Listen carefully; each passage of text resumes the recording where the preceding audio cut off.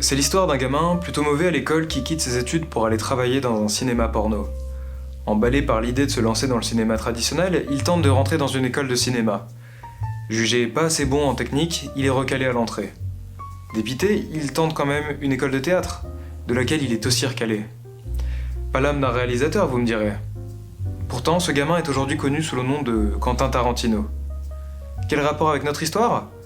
Ce que j'essaie de vous dire, c'est que vous n'avez pas besoin d'être un technicien dans l'âme ou un vidéaste hors pair pour pouvoir produire des vidéos de qualité. Si vous savez vous entourer, là, vous avez tout gagné. Par chance, le réalisateur que vous allez devenir est entouré d'une équipe de production professionnelle et à l'écoute. Bienvenue chez le jury de demain.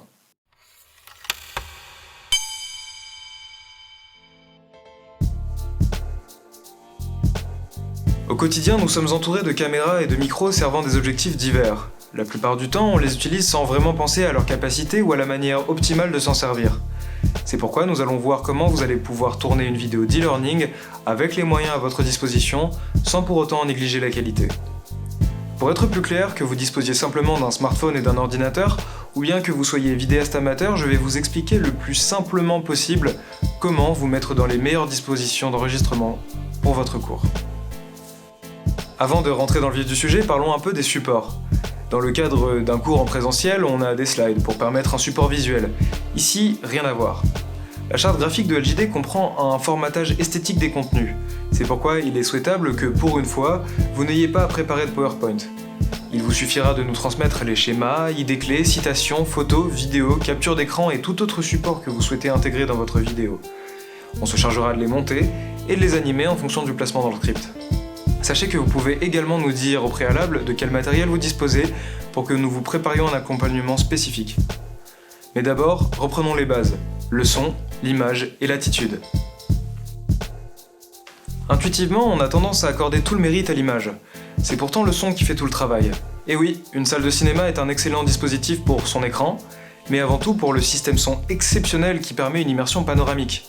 Si vous utilisez un smartphone, votre ordinateur ou un micro externe, le plus important est de vous placer dans une pièce silencieuse, de taille moyenne et sans réverbération produite par des surfaces planes comme les murs d'une pièce vide. Si je suis dans une pièce vide, le son ressemblera à ça. Tandis que dans une pièce meublée, il ressemblera à ça. Second paramètre très important, le micro de votre dispositif doit être au plus proche de votre visage, sans pour autant apparaître à l'image. Cela permettra de restituer un son infiniment plus riche et qui permettra une réelle proximité avec l'auditeur. C'est le second aspect déterminant de votre apport technique. Afin de pouvoir offrir un contenu flexible et sujet à post-production tel que l'amélioration des contrastes ou des couleurs, il va falloir quelques règles simples. Ne vous rapprochez pas trop de votre source de prise de vue, sinon vous serez victime de ce qu'on appelle la déformation de lentille. Assurez-vous également d'être dans la bonne zone pour le focus.